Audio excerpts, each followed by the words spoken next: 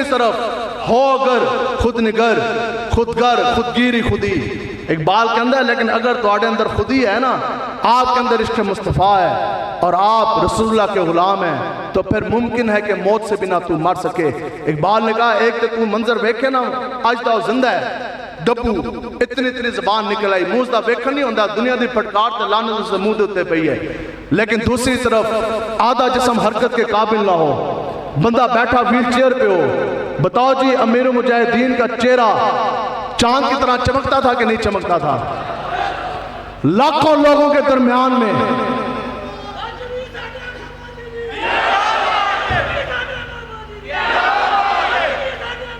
लाखों लोगों के मजमे के अंदर मीनार पाकिस्तान में जो स्टेज पे बैठा हुआ अमीर मुजाहिदीन को आपने देखा कि ना देखा?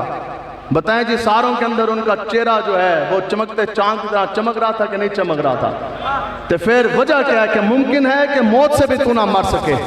फिर हजूर के जो दीन का काम करेगा ना, तो फिर इलामा इकबाल साहब रहमतुल्लाह ताला अलैह आप फरमाते हैं कि फिर तो मौत भी तेरे चेहरे की रंगत कम नहीं कर सकती, तुम्हारे चेहरे की दमक कम नहीं कर सकती, हत्ता के कब्र की तारीकी भी तुम्हारे चेहरे की चमक कम नहीं कर सकती, क्योंकि आका व मौला की खुद दुआ है ना यहाँ। और मुफस्सरीन मुहद्दिसीन फरमाते हैं कि खुदा की कसम, हत्ता के गर्मी माशर जो है वो भी रसूलुल्लाह के गुलामों का नूर वो कम नहीं कर सकेगी। फिर आपने देखा नहीं कि फिर वसाल हो जाने के बाद 46 घंटे गुजर गए, लेकिन हर लम्हा गुजरता जा रहा, अमीर मुजाहिदीन के चेहरे के ऊपर और ज्यादा नूर आता जा रहा। तो फिर जब वक्त तदफीन था, जब कब्र के अंदर उतारने की बारी आई, तो फिर आपने देखा कि अमीर मुजाहिदीन के होंठों के ऊपर मुस्कुराहट आई कि ना आई? देखिए ना वो मुस्कुराहट। तो ये कब होगा कि मोहम्मद से वफा तूने तो हम तेरे हैं, ये जहाँ चीज़ है क्या लोहो कलम तेरे हैं। जो भी हजूर के साथ वफा करेगा आज अपना मकाम समझें, खासता जो हमारे नौजवान भाई बैठे कुछ भी नहीं है, मैं आपके सामने खड़ा, क्या हो गया? पर्चे तो सारों के ऊपर नहीं है, हथकड़ियाँ भी लगी, फिर क्या हो गया? कोई मर गए हैं? आज आप सब स्कूल कॉलेज यूनिवर्सिटीज इसलिए जाते हैं ना कि नौकरी मिलेगी। आज अगर ये ऐलान कर दिया जाए कि किसी ABCD पढ़ने वाले को नौकरी नहीं मिलेगी, सुबह आप में से किसी के भी वालिदैन ने आपको स्कूल नहीं भेजना, ना कॉलेज भेजना, ना यूनिवर्सिटी देना, क्यों जी? इतनी महंगी फीसा नहीं दी है, नौकरी है कोई नहीं, फायदा क्या? तो मैंने 9 साल पुलिस में बतौर इंस्पेक्टर नौकरी की है, लेकिन जब बात आई ना हजूर की इज्जत नामूस की, ये बात मैं खासतौर जो नौजवान हमारे भाई खड़े हैं आपको तगड़ा करने के लिए सुना रहा कि जब बात आई हजूर की इज्जत की, जब बात आई निज़ाम मुस्तफ़ा की, तो वो नौकरी ना इस तरह करके हुकूमत पाकिस्तान के मुंह पे मैंने मारी। उस वक्त वो 2017 में मुझे वो SSP जो सेक्टर कमांडर था वो कहने लगा कि आप तो कमीशन का इम्तिहान पास करके डायरेक्ट अफसर आप भर्ती हैं और 32 साल की भी आपकी नौकरी रहती है, बड़ा फ्यूचर है, रैपिड प्रमोशंस हैं और तनख्वाह भी है, सारी मराहत भी हैं, तो आज अगर आपको नौकरी से निकाल दिया गया, तो मैंने कहा इसमें तो कोई परेशानी कोई नहीं। मैंने कहा लब्बैक का नारा के तो मतलब ही ये है कि अगर वर्दी पहनी हो तो फिर भी या रसूल अल्लाह में हाजिर, तो वर्दी जान दी बारी आ रही हो तो या रसूल अल्लाह फिर भी मैं हाजिर। लब्बैक के नारे का मतलब तो यही है ना कि या रसूल अल्लाह हालात जैसे भी हैं, हाँ जितना मेरे अंदर दम खान, जितनी मेरी औकात है, जितना मेरा जोर है, या रसूल अल्लाह मैं सारा कुछ लेके तुम्हारे वास्ते हाजिर हाँ।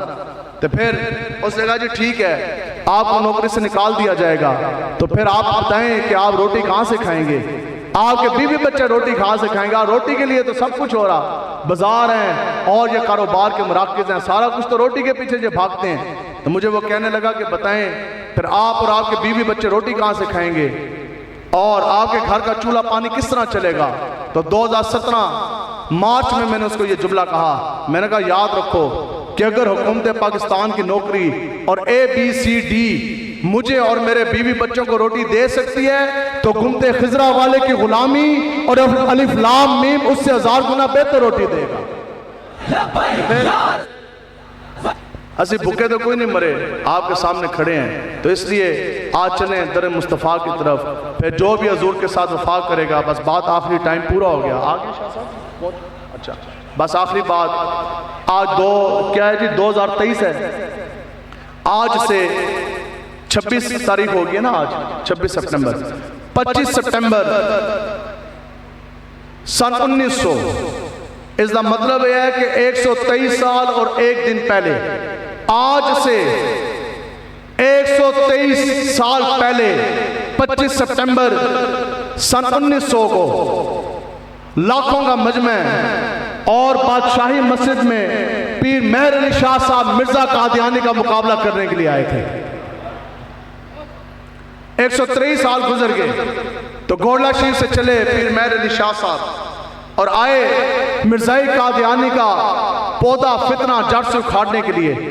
तो इख्तिसार के साथ आप जब आके बैठे ना तो ये मुनाजरे की शर्तें जो हैं ये भी मिर्जा कादियानी ने खुद रखी थी और अंग्रेजों का लगाया हुआ वो पौधा था। उसने नबूवत का माज़अल्लाह दावा किया, फिर उसने ये सारों को चैलेंज कर दिया, पूरे हजूर की उम्मत को।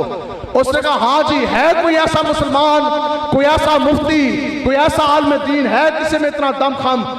25 सितंबर सन 1900 को आए वो बादशाही मस्जिद, मिर्जा कादियानी मेरे सामने आके वो बैठ जाए और क्या होगा कि एक तरफ मैं मिर्जा कादियानी सूरह फातिहा की तफसीर लिखूंगा और दूसरी तरफ जो मुसलमानों का तर्जुमान है वो सूरह फातिहा की तफसीर लिखेगा और फिर जो उलमाए कराम की एक ज्यूरी, एक बोर्ड बैठेगा, दोनों की लिखी हुई तफसीर चेक की जाएंगी।